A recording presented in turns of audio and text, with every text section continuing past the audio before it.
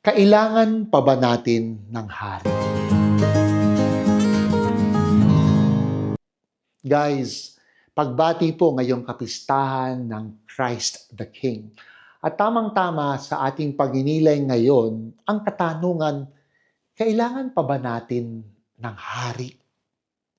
Nitong mga nakaraang linggo, nabalitaan ng buong mundo ang sinapit ng hari ng Espanya, si King Felipe VI, nang siya'y bumisita doon sa Valencia, Spain, kung saan siya'y pinagbabato ng putik ng mga taong galit na galit sa kanilang hari at sa mga namumuno ng kanilang bayan. Bakit kamo? Kasi itong Valencia ay dumanas sa masidhing delubyo, inulan ng pagkalakas-lakas at bumaha na ikinamatay ng higit sa 200 katao. Kaya't sa kanilang discontent at galit ay tinawag nila ang kanilang hari na mamamatay tao, killer. Humihingi sila ng accountability sa nangyaring trahedya sa kanilang lugar.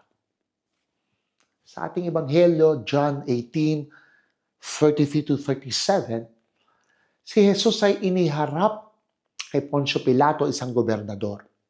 At tinanong siya ng political leader na ito, "Ikaw ba ang hari ng mga Hudyo?"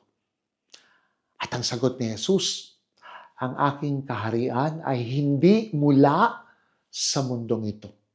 My kingdom is not of this world." Kaya bibigyan tayo ng pagninilay upang magtanong, ano nga ba ang katotohanan ng isang paghahari?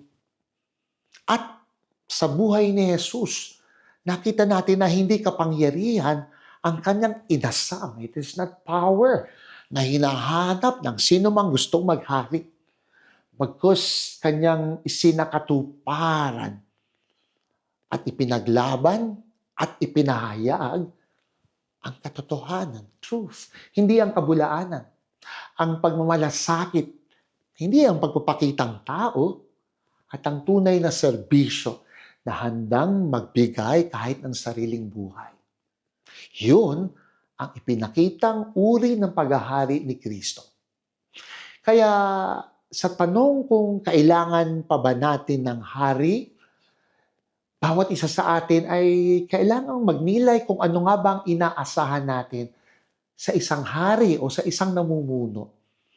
At sa maraming pagkakataon, tayo'y binigo ng mga namumuno sa atin, sa simbahan, sa pamahalaan, sa ating mga samahan, o pati sa loob ng tahanan. Yung mga namuno na inuna ang kanilang interes, hindi ang interes ng higit na nangangailangan. Yung pamumuno na nagdulot ng kawalang katarungan, injustice, o yung namuno na hindi tumutugon sa pangangailangan o sa krisis na ating hinaharap.